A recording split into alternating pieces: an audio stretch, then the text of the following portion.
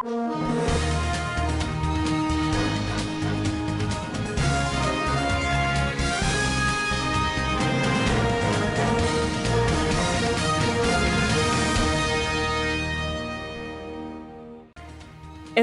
General of Police orders deployment of security around schools and hospitals throughout the country. APC has no senatorial candidates in Yobe North and Akwa Ibom Northwest.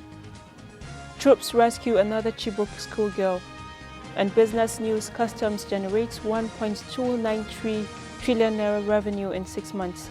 On international news, 8 injured in Jerusalem bus shooting. On sports news, Oyenezide named player of the match after scoring wonder goal versus South Korea in the 2022 Under-20 Women World Cup.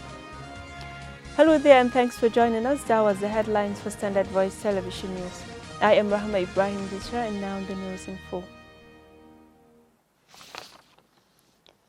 The Inspector General of Police, Usman Al-Ali Baba, has ordered the deployment of adequate security around schools, hospitals, and critical national infrastructures across the country. First Public Relations Officer Olumiwa Adijubi, who disclosed this in a statement on Sunday, said the IGP has also ordered regular patrols, stop and search raids, and show of force by tactical commanders to clamp down on pockets of crime and criminality in some states of the Federation. For more on the story, over to our correspondent Amina Kabir Sarki. The Inspector General of Police, Usman Ali Baba, has ordered the deployment of watertight security arrangements to cover all schools, hospitals, health workers, and critical national infrastructures around the country. The IGP has equally ordered regular patrols, stop and search, raids, and show of force by tactical commanders to clamp down on pockets of crime and criminality recorded in some states of the Federation. The IGP gave the directive while reviewing the reports he received from various commands and formations on the general security situations across the country. He tasked strategic police managers at various levels to prioritize the use of intelligence gathering networks while charging officers and men of the force to take the fight against crime to the doorstep of suspected criminal elements with a view to flushing them from their hideouts. The IGP also called for the cooperation of members of the public, warning police officers to be civil, professional, and human in the course of discharging their duties. Amina Kabir Sarki reporting for SBTV News. Zamfara State chapter of the National Youth Council of Nigeria has celebrated the International Youth Day and also conducted its 2022 Extra Elective Congress in Gusau on Saturday. The activity, which was conducted at the Teacher Training Center in Gusau, was celebrated alongside 2022 International Youth Day. Commissioner for Youth Development and Sports was represented at the event by Director of Youth Development Alhaji Sani Aliyu. Issues regarding youth development and productive engagements were thoroughly discussed. At the end of the celebration, an election was conducted and new substantive leadership was instituted.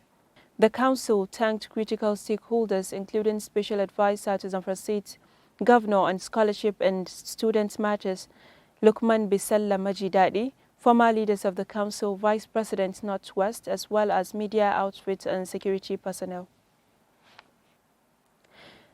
The Nigeria Customs Service says plans are ongoing to deploy drones and other technologically advanced facilities to the country's borders in its bid to curb smuggling. The Public Relations Officer of Customs Deputy Controller Timi Bamodi told the newsman in Abuja that technology will help tackle the menace. He said one of the major efforts in that regard was deploying technology like drones, non-intrinsic inspection at the borders, and a lot of other things that are in the pipeline. Mr. Bamodi said progress had been made with regard to the concession agreements or modernization agreements with Hawaii Company and other technical partners in that regard. According to him, the development will enhance the process of assessing potential danger as well as how to tackle them. On calls in some quarters for deployment of more manpower at the borders, the customs spokesperson said the borders were too large to be fully covered by manpower. Meanwhile, the NCS is an independent body under the supervisory oversight of the Federal Ministry of Finance, Budget and National Planning. The Independent National Electoral Commission says the All Progressives Congress has no candidate for Yobe North and Akwa Ibom Northwest senatorial districts. Senate President Ahmed Lawan, who represents Yobe North, is battling to get the party's ticket after losing the APC presidential primary. On the other hand, a former Akwa Ibom Governor Godswill Akpabio is also in a tussle to get the ruling party's ticket to run for the Akwa Ibom Northwest senatorial seat. Akpabio also vied for the APC presidential race. However, INEC's National Commissioner Festus Okoye said the electoral body does not recognize any APC candidate for both senatorial zones. Governor Bello Muhammad Matawalli of Zamfara State has announced the donation of a 5-bedroom bungalow house to the retiring Zamfara State CP Elkanah as an honor for the selfless service he rendered to the state. Announcing the donation while hosting the retired CP to a grand dinner organized by the state government in honor of his appreciation for the selfless service he rendered to the state. Governor Bello Matawalli described CP Ayuba Elkanah as a great man with talent and security, whose Zamfara State has benefited with his tremendous support in the fight against banditry and all security challenges facing the state. For more on the story, over to our correspondent, Sumaya Dusara.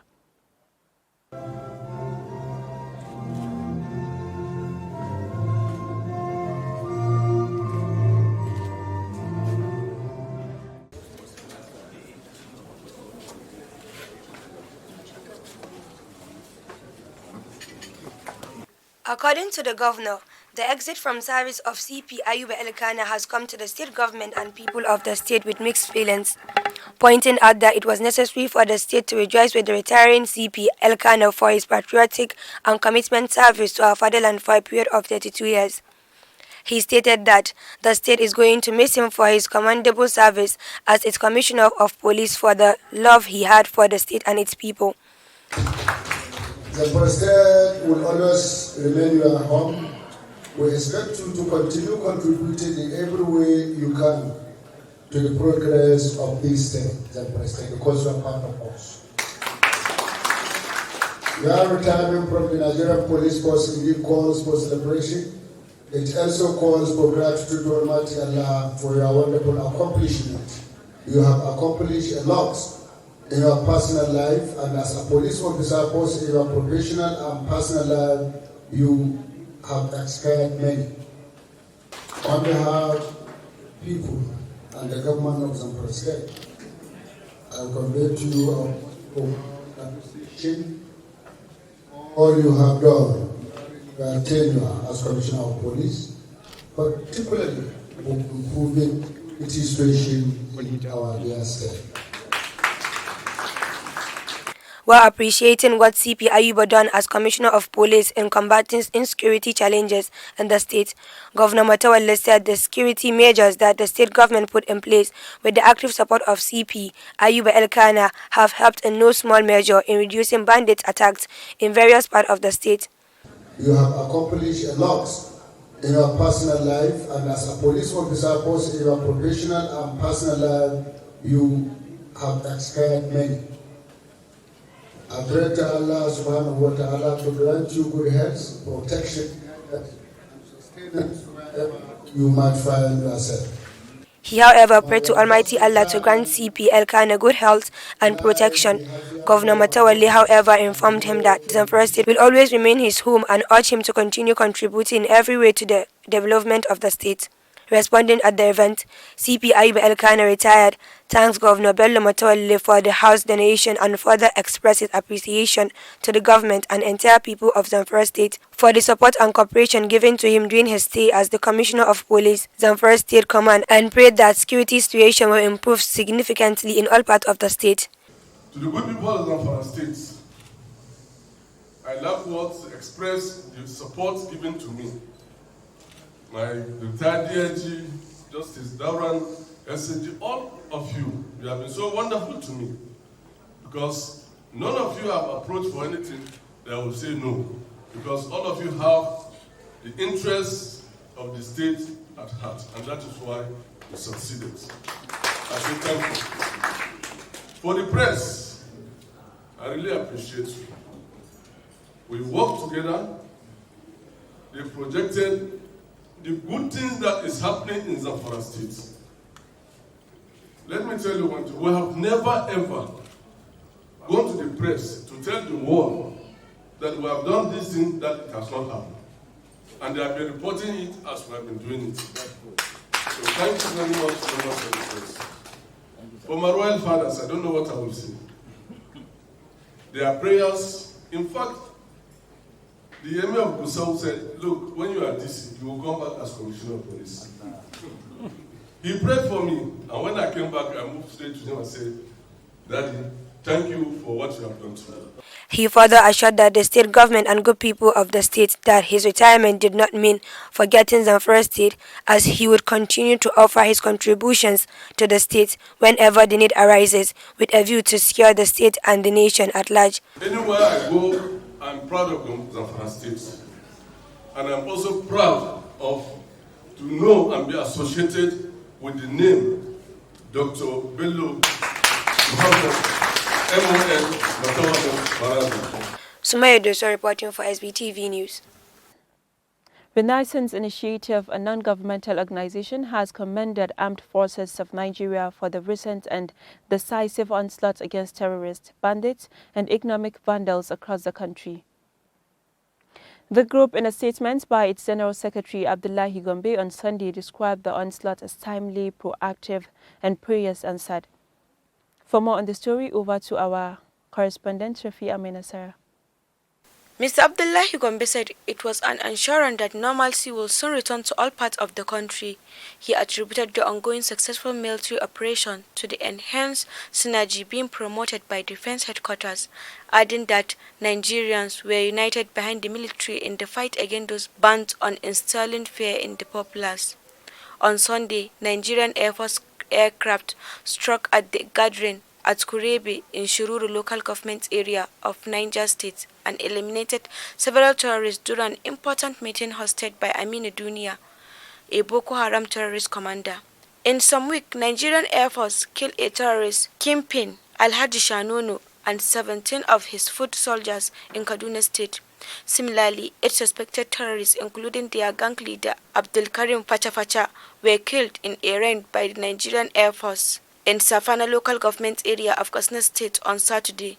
The Group General Secretary Abdullahi Gombe said the renewed vigor against economic substitute under the Chief of Defense Staff, General Loki Irabo, and the Chief of Naval Staff, Vice Adam Awal Gambo, had been yielding fruits.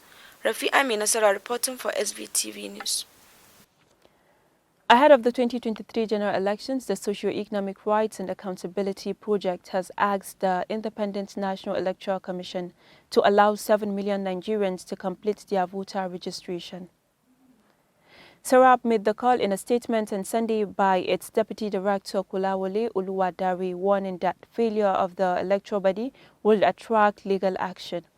According to the rights group, INEC recently disclosed that out of the 10,487,972 Nigerians who carried out their pre-registration online, only 3,444,378 completed the process at a physical center.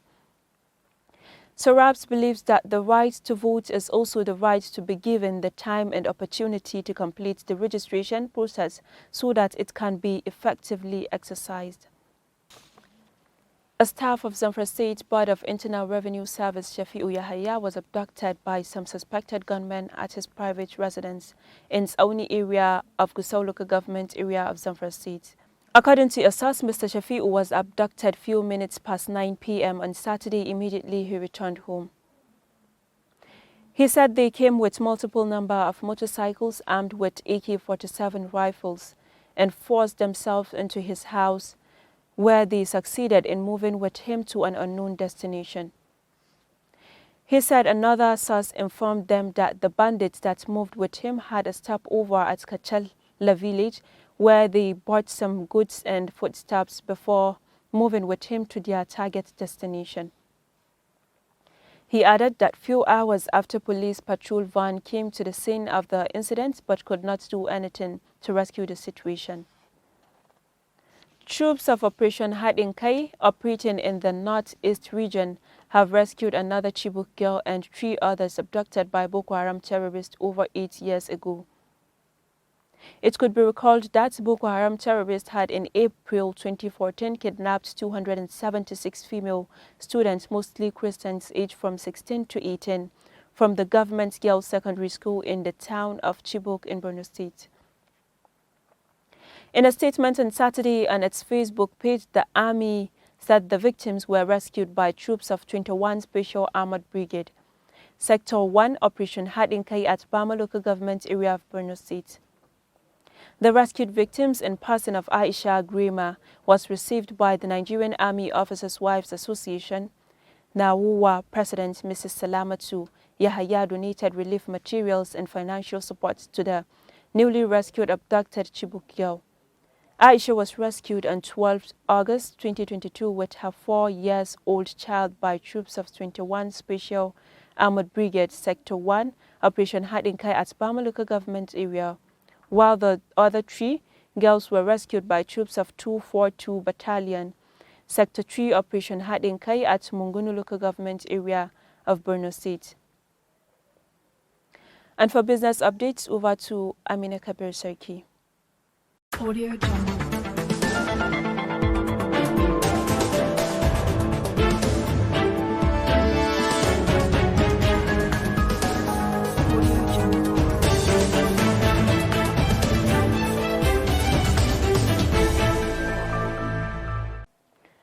Thank you, Rama Ibrahim, and a business update. The Nigeria Customs Service says it has generated 1.203 trillion naira in the first 6 months of 2022 into the Federation account. The Public Relations Officer of the service, Deputy Controller Timi Bomodi, said this at a news conference on Friday in Abuja. He said the amount was increased compared to 1.004 trillion naira generated for the corresponding period in 2021. According to him, the amount generated in 2022 surpassed the service's achievement for 2021 by 48 billion naira, accounting for 28.8%. He said the revenue generation was remarkable, given the fact that only 116,691 pre-arrival assessment reports were issued against 129,667 processed within the same period of 2021. While giving a breakdown of the amount generated within the period under review, the PRO said it was generated from exercise, free trade zones and industrial incentives, and anti-smuggling among others. On excise, free trade zones and industrial incentives, Bomodi said excise duty was tax levied on the manufacture, sale and consumption of goods under excise control. That's all for business updates. I'm Aminat Kabir Sarki. Thank you for watching and keep watching Standard Voice Television. Thank you, Amina. And on international news. Audio Jungle.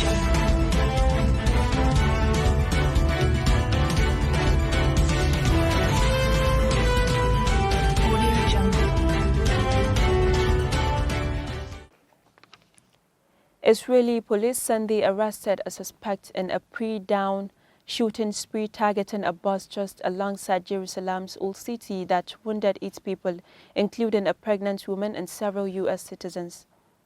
The police spokesman, Khan Eli Levy, told Israeli public radio hours after the bloody attack not far from the Western Wall that the terrorist is in their hands. Several American citizens were among the wounded, said the U.S. Embassy, which declared that we are shocked and saddened by the terrorist attack but gave no further details on the victims, citing privacy concerns.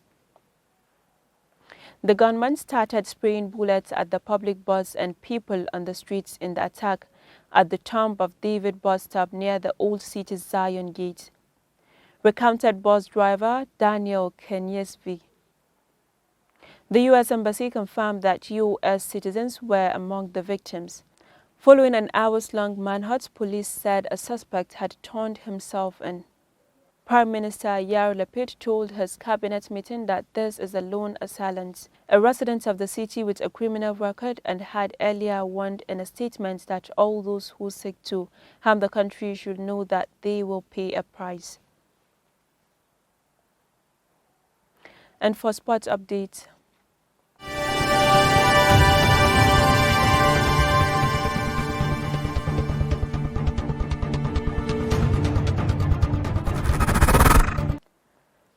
Goal hero Esther Oyenizide has named a player of the match in the Falconets' hard-fought 1-0 win against South Korea at the ongoing FIFA Under-20 Women's World Cup in Costa Rica.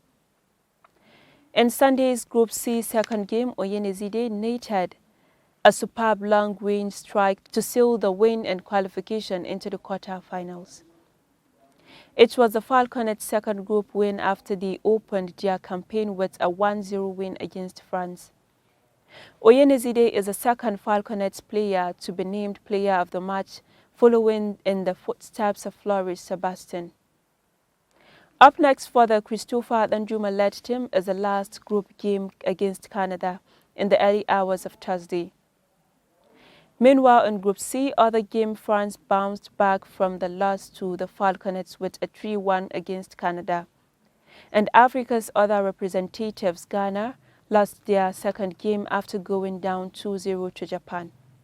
And still on sports news, Morocco Football Federation has sacked national team coach Fahid Halil Hodzic just 3 months before the 2022 World Cup in Qatar. The FRMF said the decision was taken because of disagreements on how to prepare the Atlas Lions for the finals. A statement from the football body said the two parties have agreed to part ways amicably. Halil Hodzic took charge of the North Africans in August 2019 and led the side to the quarter-finals of this year's Africa Cup of Nations in Cameroon. He then secured World Cup qualification in March following a 5-2 aggregate win over the Democratic Republic of Congo. The 69-year-old Bosnian's departure could see the return of Chelsea winger Hakim Ziyech to the Morocco squad following a highly publicized part involving the pair. Ziyech, aged 29, quit international football in February and then turned down a call-up for March's World Cup playoff against Democratic Republic of Congo, but FMRF President Fouzi Lekja subsequently said the door was open for Ziyech to return. And that's all we have for today's package, but before we go, let's take a recap at the major headlines. Inspector General of Police orders deployment of security around schools and hospitals throughout the country. APC has no senatorial candidates in Yobe North and Akwa Ibom Northwest. Troops rescue another Chibok schoolgirl. And business news, customs generates 1.293 trillion naira revenue in 6 months. On international news, 8 injured in Jerusalem bus shooting. On sports news, Oyenizide named player of the match after scoring wonder goal versus South Korea in the 2022 Under-20 Women World Cup. On behalf of the production team, Head of News and Current Affairs, I am Rahma Ibrahim Desra. See you bye for now and keep watching Standard Voice Television.